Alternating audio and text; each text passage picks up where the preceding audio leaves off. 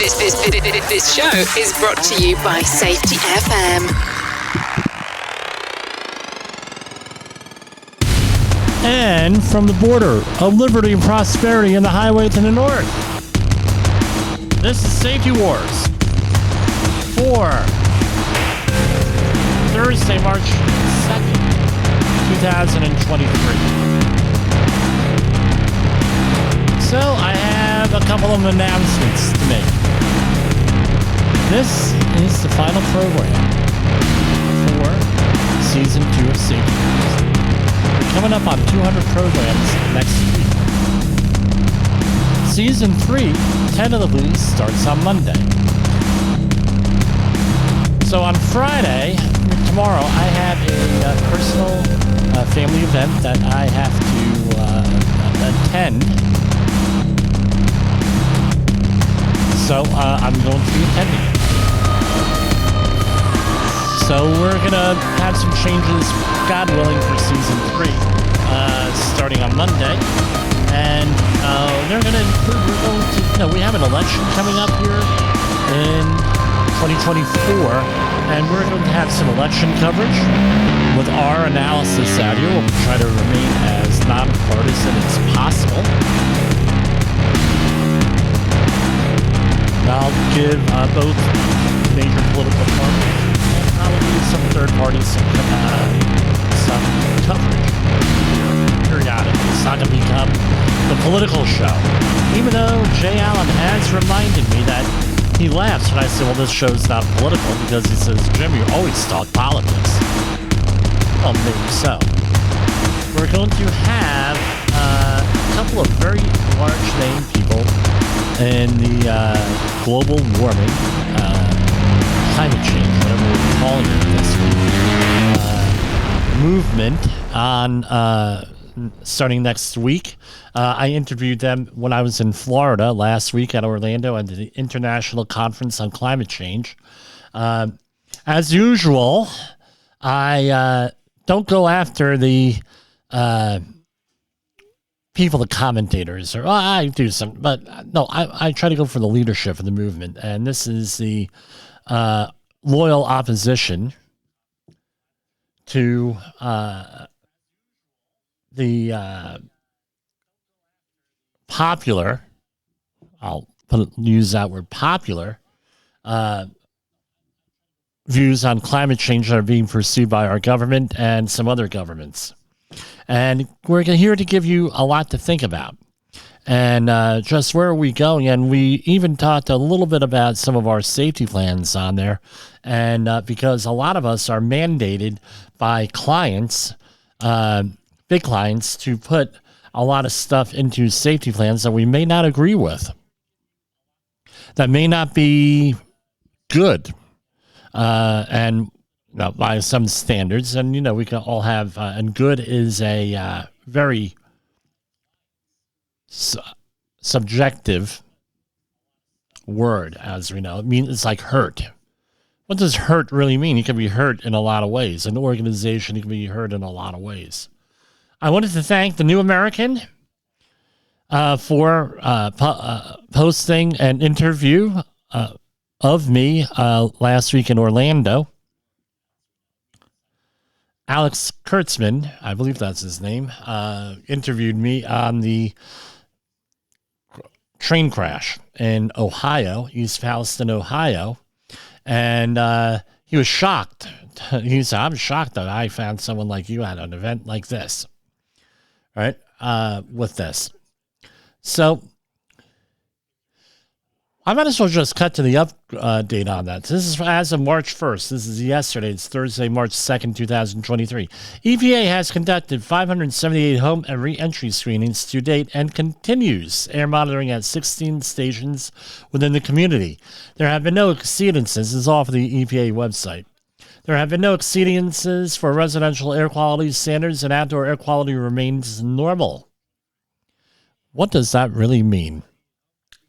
State, local, and federal officials are holding a public meeting at blah, blah, blah, tonight from 6 to 9 EPA's Community Welcome Center at 25 North Market Street is now open to the community from 8 a.m. to 8 p.m. every day.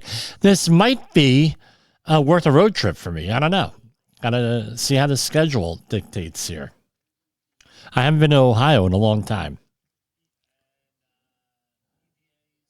And that's what the update is for tonight. And I encourage everyone to go to the EPA website. Some more EPA news. EPA announces enforcement actions to control hydrofluorocarbon imports. So as we mentioned with this whole thing with East Palestine, Ohio, chlorine, right, and fluorine is in the other one. Fluorine is one of the strongest oxidizer in nature. So it was banned because of what was it? The ozone hole situation, as I recall. Today, the U.S. EPA announced several enforcement actions that support national and international goals to reduce the use of hydrofluorocarbons in our fight against climate change. So, fight against climate change. These, I'm thinking chlorofluorocarbons for ozone, right? The ozone hole. These civil penalties actions include 3 landmark settlements with HFC importers who failed to report their imported quantities in violation of the Clean Air Act, Greenhouse Gas Reporting Program. One company received $247,000 in fines. Another one, $275,000, and a third one, $382,000. EPA is aggressively pursuing similar actions against several other importers that failed to report their HFCs.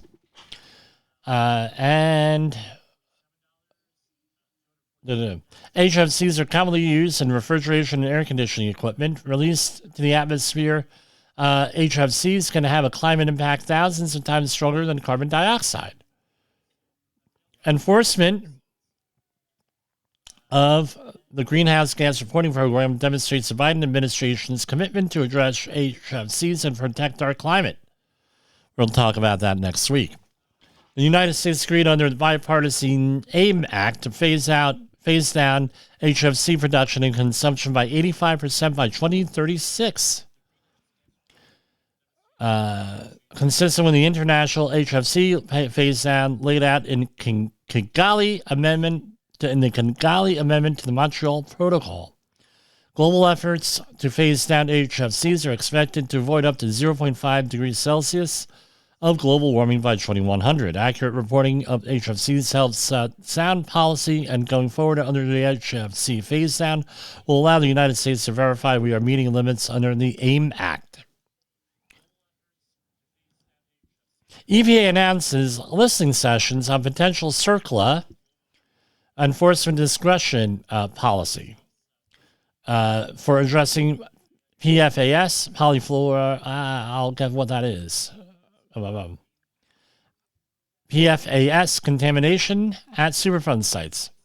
The U.S. EPA Office of Enforcement and Compliance Assurance announces 2 public listening sessions to receive individual input related to concerns about potential liability under the Comprehensive Environmental Response Compensation Liability Act, right? CERCLA, commonly known as Superfund, or as we used to say, Superfund. The input received will be reviewed and considered by EPA in drafting a CERCLA per and polyfluoroalkyl substances, that's PFAS, enforcement discretion and settlement policy to the extent that PFAS cleanup enforcement efforts occur under CERCLA. There will be opportunities to provide verbal input during the public listening sessions and written input submissions in a separate form. These listening sessions will focus on an enforcement policy related to responsible parties' financial obligations under PFAS contamination response actions. What are the dates of the sessions? Tuesday, March 14th and Thursday, March 23rd. Check the EVA website out for that. Some news from OSHA. OSHA to provide in-person online training event on workplace safety, health, and for federal agency employees. The U.S. Department of Labor's OSHA will offer a three-day training event August 8th through 10th, 2023 in Arlington Heights, Illinois, for federal workers responsible for their agency's workplace safety and health. OSHA's Office of Federal Agency Programs and its OSHA Training Institute will conduct a series of in-person and online half-day seminars on a variety of workplace safety topics. These include fall protection, accident investigation, construction focus for confined spaces, workplace violence, job hazard analysis, machine guarding, forklift and material handling, and safety data sheets. Attendance is free and open only to federal employees. To participate, register between June 5th and July 14th, and they have contact info. Now, one of my favorite websites for news here is Study Finds, because they have some really funny studies. Some of these are funny, some of these are very mundane. As you know, we have to find out that we have to study everything here. And hold on one second. I'm going to take a break. I have to do something. Hang on. Warning: the following broadcast contains adult language, adult content. Wrong button. Is your safety training old, stale, and hackneyed? Is your safety trainer still preaching a warped version of behavior-based safety? How about safety training that actually addresses your hazards in your workplaces and is not standardized baloney from 25 years ago? Contact the Safety Wars team at safetywars.com or call Jim Posel at 845-269-5772. Remember, if you're receiving this message, you are the solution to unsafe workplaces. So anyway, I'm back. Now I get down in the basement, and where I'm broadcasting from, we had the basement converted into a studio. And now I come down here, and it's, especially in the wintertime, it's cold, right? Because cold air sinks, right? So I end up shutting the door, and then before long, it's got to be 90 in here now, right? Anyway, so I go to study funds. Some of these studies are pretty funny here, right? But they're relevant to safety when you think about it, and the environment, which is what we talk about here. We finally have an answer to one of life's greatest mysteries. What is that? The best way to cook pasta. Turns out the first step to cooking a delicious pot of pasta is preventing table salt from chemically reacting with disinfectant chemicals which may be in your tap water. Really? Because you listen to the Food Network, and one of the chefs says you got to put salt in with the pasta, right? Of course, this science experiment had a bigger goal than just creating the next Chef Boyardee. The researchers wanted to examine how table salt interacts with chloramine-treated drinking water. So this is an environmental thing because we're talking about drinking water here, right? Oh, and by the way, where I used to live in Hoboken, New Jersey, they had a water main break, and they're all on bottled water, or they're having water main issues. Well, guess what? Welcome to late 1990s, early 2000s in Hoboken, where we had to boil water all the time, but they would tell you like 2 or 3 days later, we had a problem. Let me explain. This is a little bit of an aside, but anytime that they're doing water line work in a neighborhood, right, you're on the public water system, you probably should boil the water. All right, because it takes like 24 to 48 hours to test the water and get results, and they're not testing the water in your tap water. So just to let you know, so I would probably just run everything, right? Run the water, drink bottled water, things. That's me, though. I'm a little bit paranoid, and as I said in the New American interview, we have environmental monitoring equipment here. So most countries, including the United States, have tap water treated with chlorine or chloramine before it enters kitchen or bathroom faucets. These chemical compounds act as disinfectants to eliminate deadly germs from the water supply. However, there is a chance that small amounts of these disinfectants remain in water when people use it for cooking. Focus on chlorinated water and table salt comes together, blah, blah, blah, blah, blah. Anyway, let's go down and find out what it is. The team boiled elbow macaroni in tap water containing chloramine and salt. The first test involved cooking the pasta and going on. And they measured amounts of 6 iodinated six iodinated trihalomethanes, potentially toxic compounds in the food and leftover pasta water. Both the cooked food and the pasta water showed signs of all six iodinated trihalomethanes. However, the concentrations of each toxic product differed depending on how the dish was prepared. Really? The team found 4 ways to lower your risk of having contaminated byproducts in your noodles. Okay, this is the important part. Pasta should boil without a lid. Boiling without a lid lets vaporized, chlorinated, and iodinated compounds leave the food and water. The second way is to strain your noodles from the water they're cooking in to remove most contaminants. Should also add iodized table salt after cooking the pasta. Right? So you can have iodized salt and non-iodized salt. They're saying iodized salt because why is that? My understanding is that they put iodine in salt because there was a huge iodine deficiency in the world prior to World War II, and this would result in thyroid issues. So they add iodine in it, right? Fortify it. Lastly, if you insist on boiling your pasta in salted water, opt for an iodine-free salt options like kosher salt and Himalayan salt to avoid harmful chemical reactions. Study is published in the Journal of Environmental Science and Technology. Wow. Now for a little bit something more mundane. A giant Jurassic-era insect, and this is from yesterday, I was reading this, found in Arkansas at a Walmart. Wow. I wonder if he was a greeter. Walmart seems to be stocked with pretty much everything, including a rare insect that dates back to prehistoric times called the giant lacewing. Researchers say the bug was discovered in Arkansas. First recorded sighting in eastern North America in over 50 years, and the first giant lacewing discovered in the state. So I remembered it vividly because I was walking into Walmart to get milk, and I saw this huge insect on the side of the building.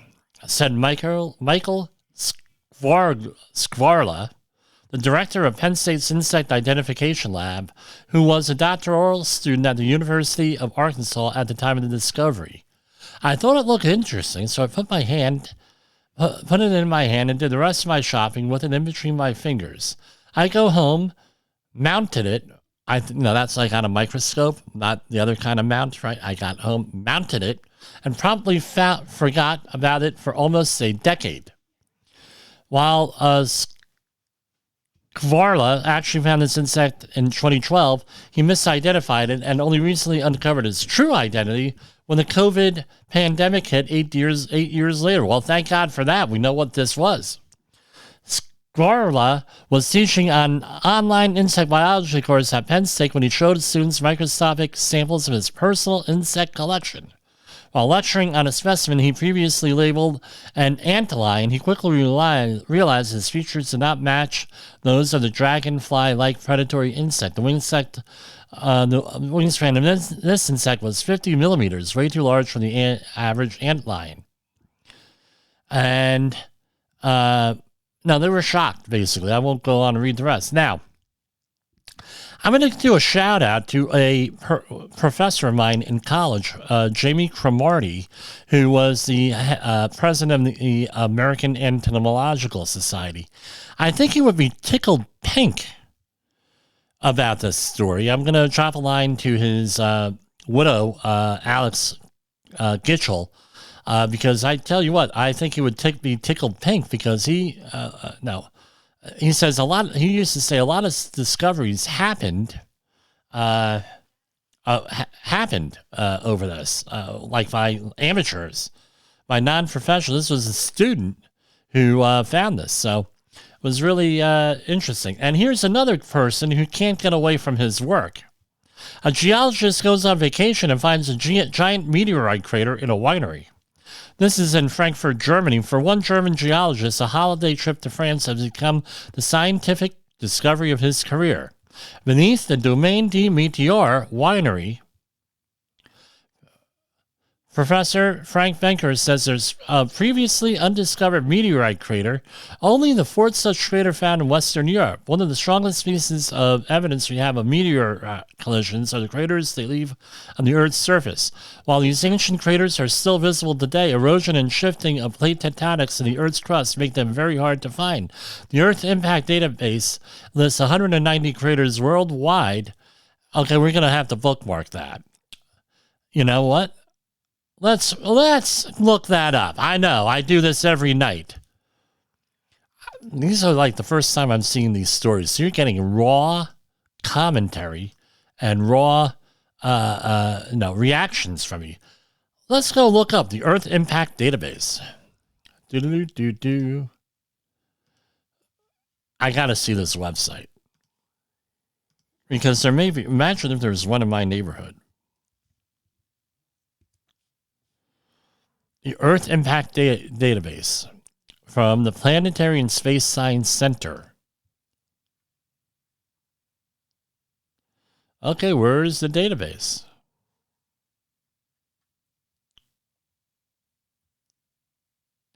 And it has here. Do you think you've discovered, and this is PASSC.net, it has a thing in there. Do you think you discovered an impact crater? Do you think you discovered a meteorite? Would you like to see a map of all terrestrial craters? Yeah, okay, let's see. Where's the map? Okay, so here we are. I'm clicking on the map of North America. Ooh. Any in my neighborhood?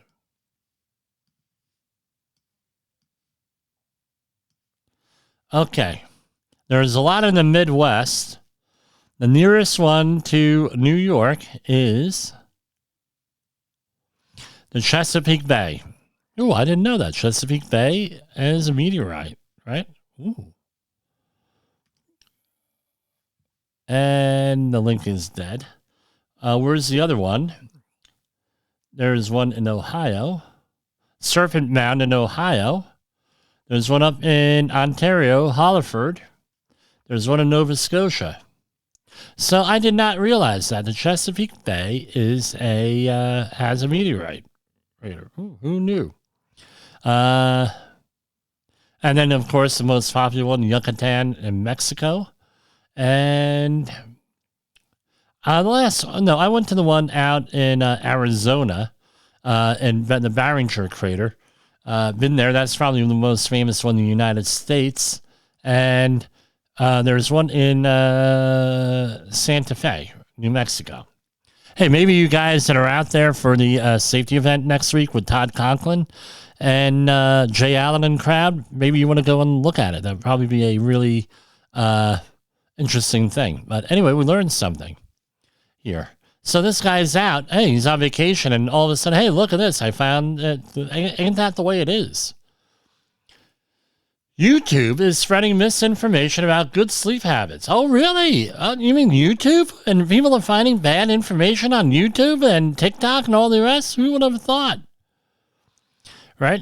Case in point, researchers from Brigham and Women's Hospital are revealing an alarming amount of medical misinformation within videos discussing sleep disorders. Even worse, popular videos from vloggers containing both misinformation and consumer bias appear to attract far more views than expert-led videos. Well, you needed a study for that? Look at what we went through with COVID. No, we're safety professionals here. And part of the reason why we have this here program is that we... there's a lot of bad safety information out there. Look at the whole COVID thing. Now, people who have been experts in respiratory protection, biological safety are ignored, but some guy on TikTok or Instagram, right, who consults Dr. YouTube and Dr. Google, all of a sudden becomes the expert on all this stuff, right? Doctors, like I said, if You get a lot of medical information too, especially the masks. There were a whole bunch of studies that came out this week. I haven't covered them. Was that this is all groove? No, with the masks, and they knew it, and they said anyway. Well, my opinion is that people have respiratory protection. That's a hell of a lot better than a mask.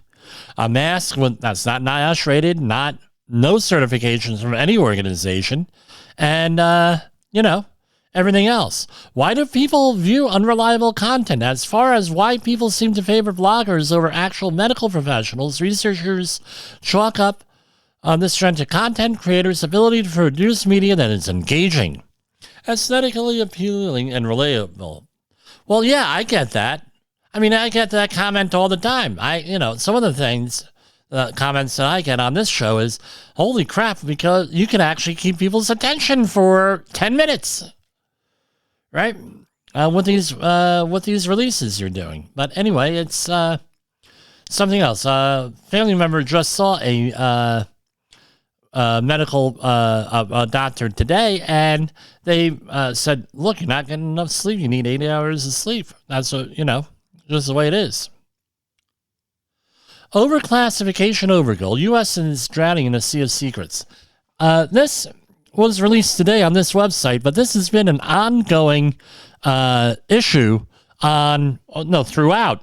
I have to say, I've been aware of this going back to as far as 2004, 2005, roughly, where with patents, something like 40 to 50% of all submissions to U.S. Patent and Trademark Office are declared under eminent domain or seized by the government. That's why a lot of people do not have products out there that are trade secrets. They classify them as and not patents. Because of things getting seized, and there are other issues with getting things patented. Because everything becomes a public record.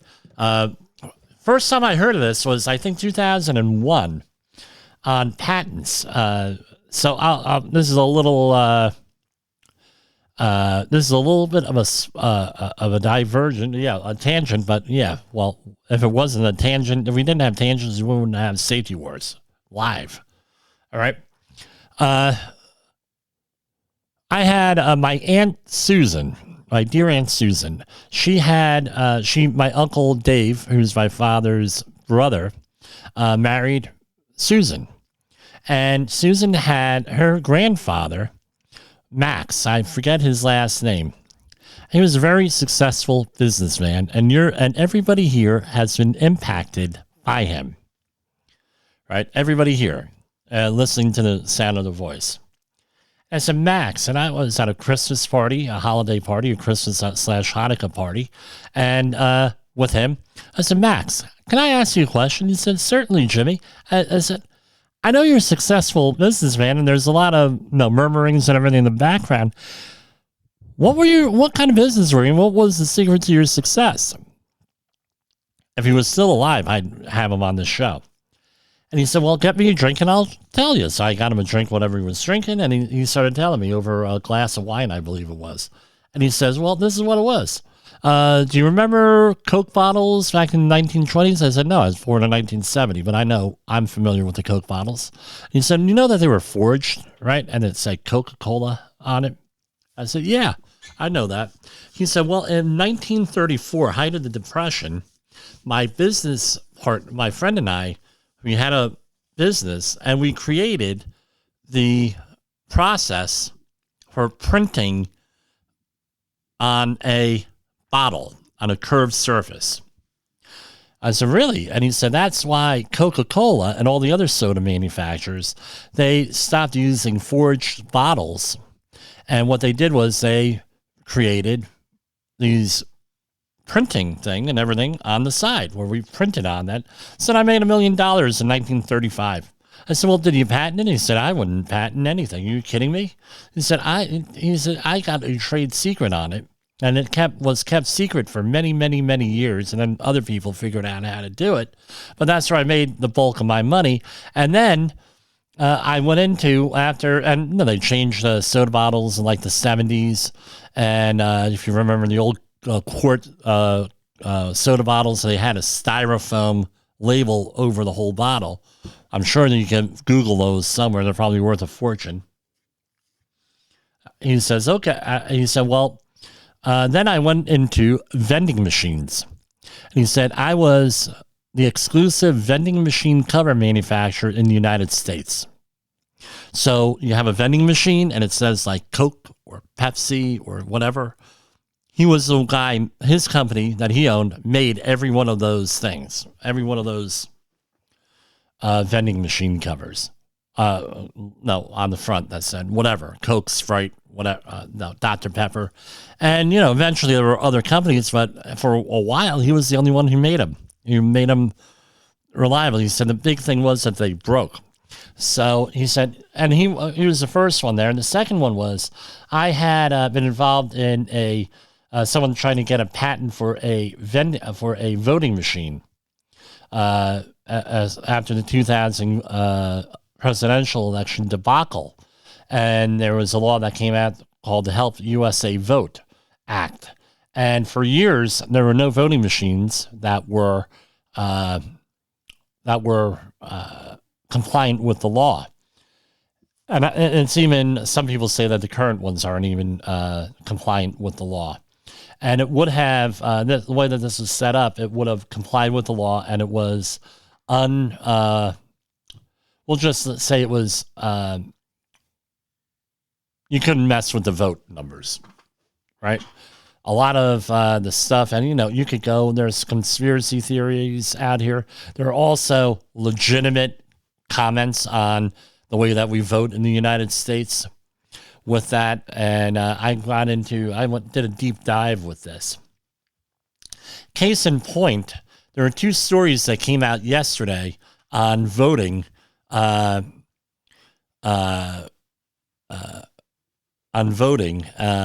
see if I can find them. But anyway, let me get back to the story. Overclassification, overkill. U.S. government is drowning in its sea of secrets. The U.S. faces far more threats to its national security than from spy balloons or classified documents discovered in former and current presidents' homes. This is from Study Finds here.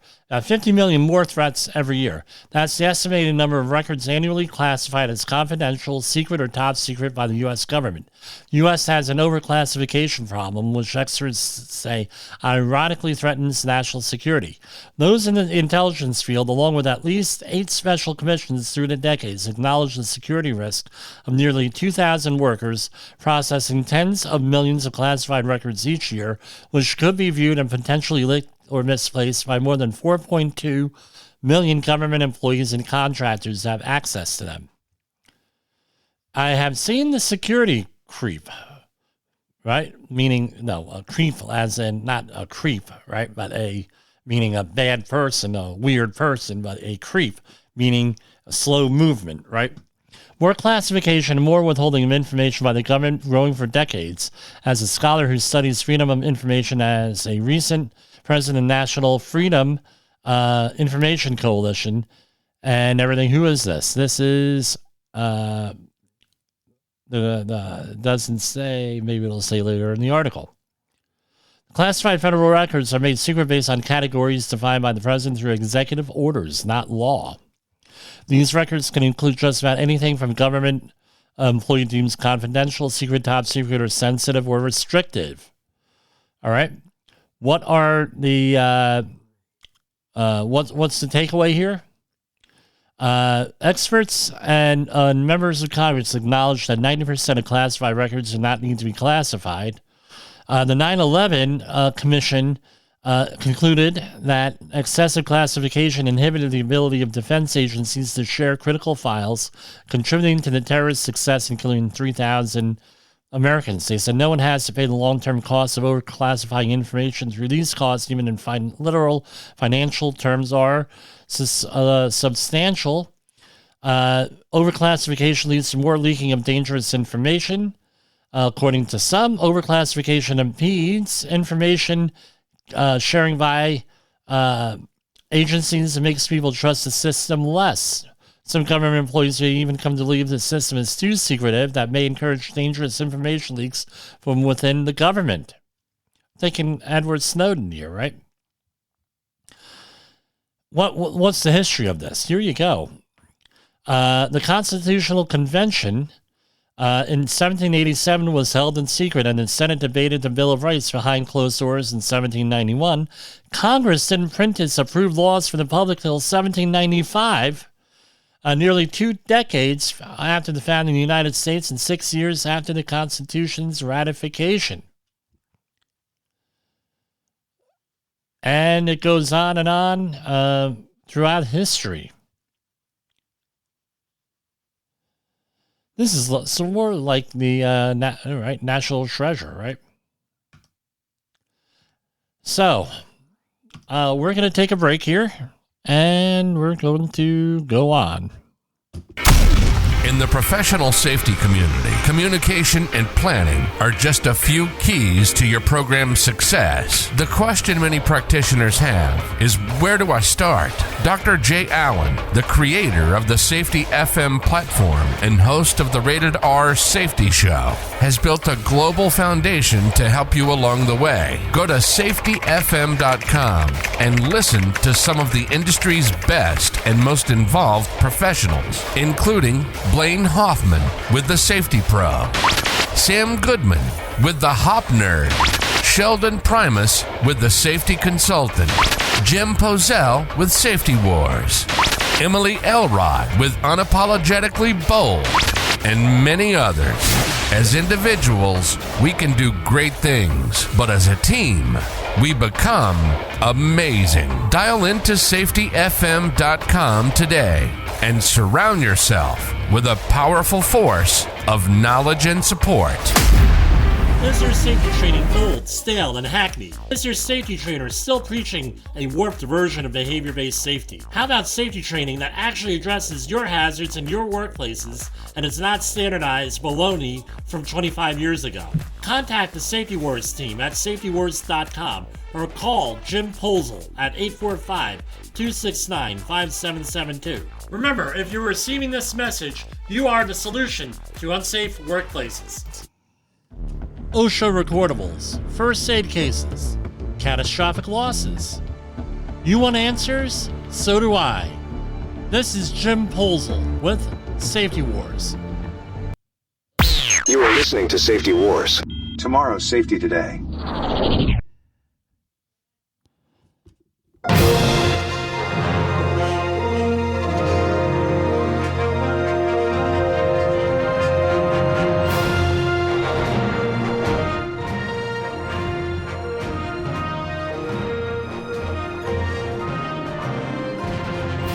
And welcome to the last program for Season 2 of Safety Wars. So we forwent, or we did not, I don't know what the word, how do you say, forgot? I don't know. We did not do any war news this week, and that was on purpose. Let's just say, Movno is getting real. Withdraw from nuclear treaties.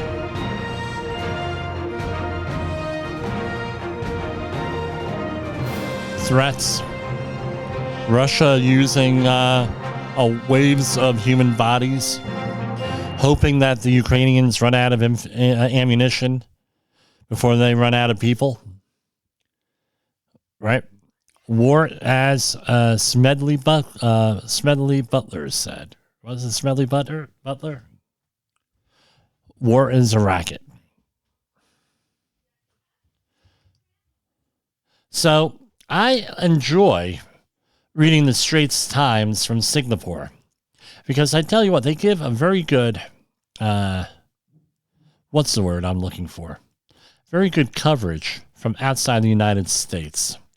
And especially on their worker occupational safety and health stuff. And I love the name of their occupational safety and health agency. Right? We have OSHA. They have MOM, Ministry of Manpower. So, plastic consumption, I wonder how that translates in whatever language they speak in Singapore. I'm not even sure. Plastic consumption on course nearly double by 2050.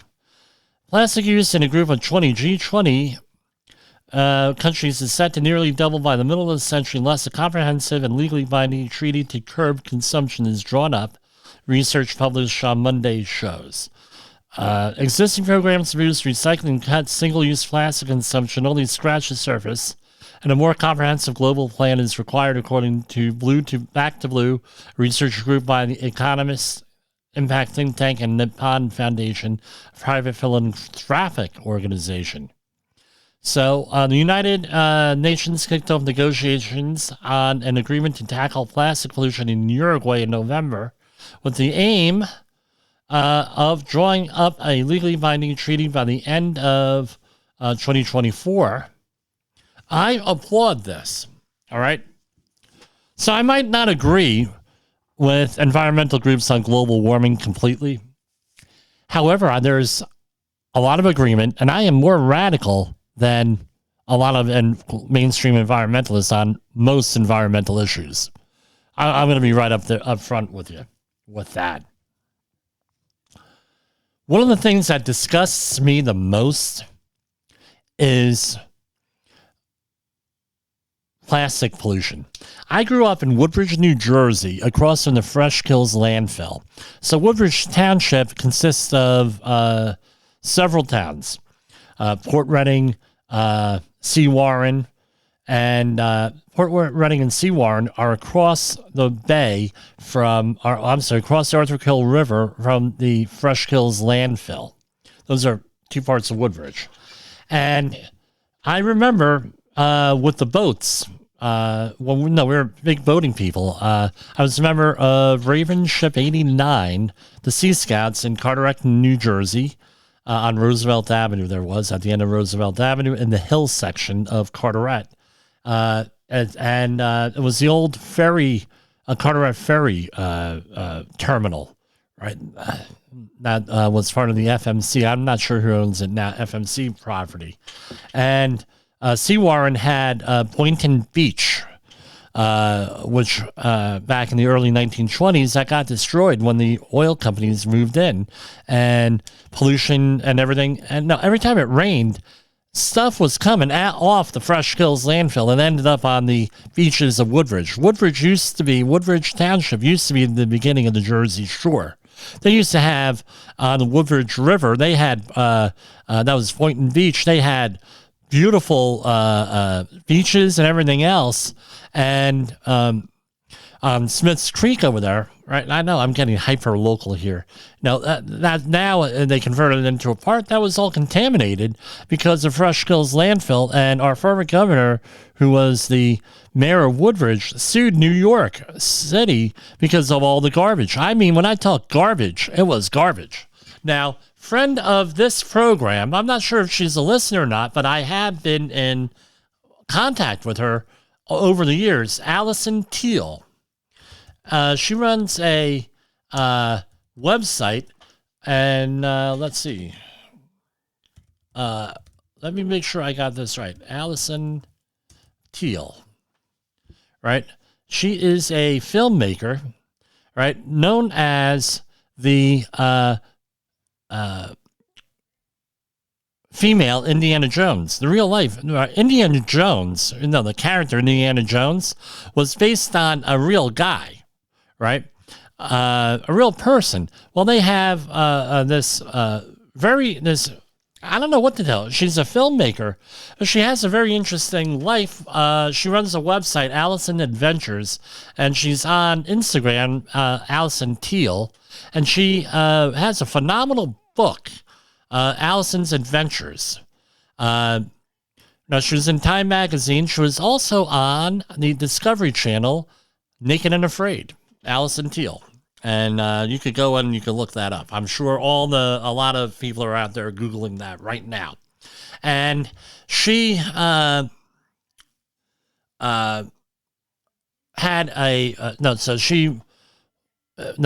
grew up around the world. Her parents worked for National Geographic as photographers, and she grew up all over the world. with people, and she now lives in Hawaii with her parents on like as off the grid as you could get in Hawaii, I guess. And her big issue is plastic pollution. She did a short movie on the Maldives and the amount of plastic in the Maldives. You're talking plastic bottles all over the place and other plastics and the effects of microplastics on the marine environment. Right? We talk about this stuff here. And she came out with a book, Alison's Adventures, Your Passport to the World. Phenomenal book. Especially for like a young reader. My daughter loves this book. She's 8 years old, right? And great book. And anyway, her short movie goes into this problem. Huge issue with plastic consumption here with this. So again, I remember in the early 1990s, early 1980s, we made the jump in our society, and we were shamed into using plastic bags at the supermarket from paper to plastic, because we were told that plastic biodegrades, and you're going to save the. It was sold to the public that you're going to save the rainforests and all these forests because of not using paper bags. Well, it comes to later, what do we have? What do we have a problem with? We have a problem with microplastics in the environment. Very, very frustrating. See if she wants to come on the program, because I tell you what, she's very passionate about this. And I like to see that now I can talk like an old man, right? With the younger generation here. It's very... now, with people like her, I think we're going to be okay in this world. So, plastic consumption up. It's a shame. Now, here's another one. In Greece. So, Greece had a massive train disaster this year, and this week. Well, this year, too, was the worst train disaster in Greek history, in Larissa, Greece. Anger and sorrow, that's Larissa, Captain Picard's Admiral Picard's girlfriend in Picard, right? And anger and sorrow grew in Greece on Thursday over a devastating train crash that killed dozens of passengers along with crew members near the central city of Larissa in the country's worst rail disaster. Carriages were thrown off the tracks, crushed and engulfed in flames when a high-speed passenger train with more than 350 people on board collided head-on with a freight train on Tuesday. They were on the same track. The number of dead rose to 57, among them university students returning home after a long holiday weekend. Scores were injured. It was just No, they're blaming the government and the rail company and everything else. Again, just like with our situation in East Palestine, Ohio, we need to do an investigation here. They need to do an investigation before they have we have a knee-jerk reaction and have bad solutions here. There was the union, the Railway Workers Union, launched a strike and protest at ground train services to a halt across the country on Thursday. And going on and on. I mean, the details of this are, and the pictures are horrible here. Let's talk about financial news. It's been a while. We've haven't talked about that. Dow Jones Industrial is up 33,003, right? 33,003.57. Up 1.05%. S&P 500 is up 3,981. NASDAQ is up 11,462. Russell 2000 is up 1902.66, up 0.22%. U.S. 10-year Treasury has broken 4%. Right, 4.058. Gold. We'll talk about gold in a minute. Bitcoin at 22,324.78. Crude oil at 77.80. On the precious metals front, Gold is up today, $5, 1848.80. Silver is up 21.23. Platinum up 984.30, and palladium is up 14.88 on that. So a lot of things are up. So, hey, we finished that right on time with the music. And we have 10 minutes to go here. Let's see what we're going to do. I have a whole bunch of stories lined up here. You can never prepare enough. Trucks. This is from the Wall Street Journal. Trucks hauling U.S. mail frequently violate safety rules. Crashes killed 79 people since 2020. As we know, the biggest killer of people in the workforce are not falls. What? We always concentrate on falls. No, they're motor vehicle accidents. Who would have known? And of course,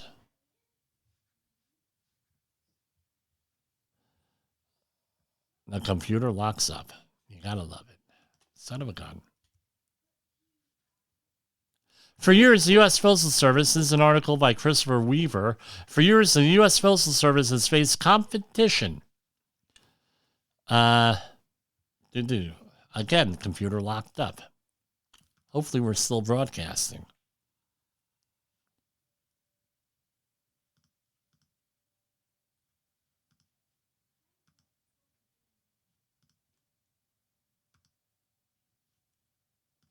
You gotta be kidding me.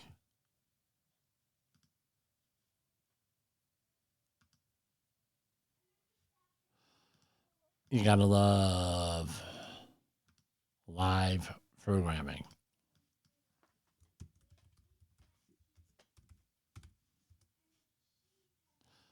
Okay, here we go. For years, the U.S. Postal Service has faced competitions from other people to fight them off and hired outside trucking companies to cut rate prices, require them to meet aggressive schedules, and then look the other way when they ran afoul of highway safety rules, according to Wall Street Journal. The result has been deadly. Postal contractors have been involved in at least 68 fatal crashes. So there are, that's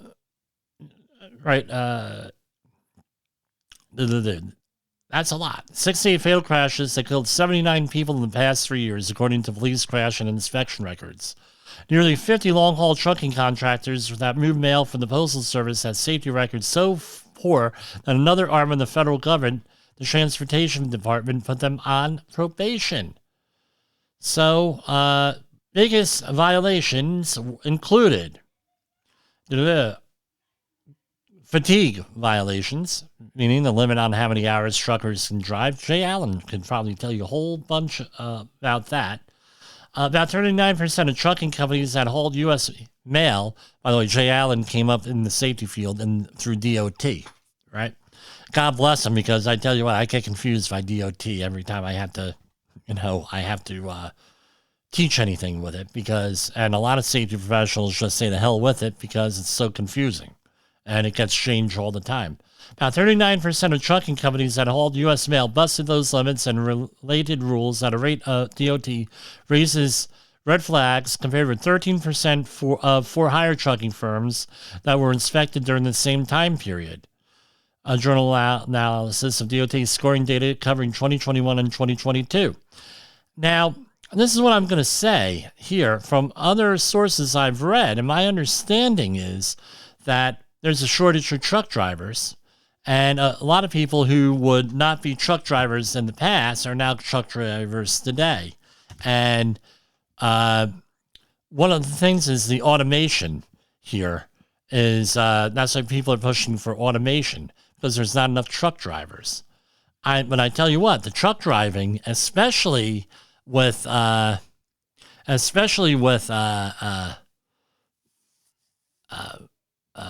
what's the word I'm looking for? Truck driving is a very good business if you can get into it. The ones that are the highest demand, you're going to laugh when I tell you this, around here in the United States, all right, in the New York, New Jersey area, are the honey wagons. Jimmy, what are the honey wagons? Those are the porta potty cleaners. You want to talk about a buddy of mine tried to get into that? The waiting list on that was astronomical to be a honey wagon driver, right? The one in the local one here had like a 2-year waiting list because one, it's high turnover because you're dealing with juvenile every day. The first thing. Number two is it's a burnout environment. I mean, I said to him, Rob, right? My buddy Rob, I said, Rob, how much are they paying? And this was like 8 years ago. Rob's been dead for a number of years here. Rest in peace, Rob. He was saying they're bringing in like 70, 80 grand a year.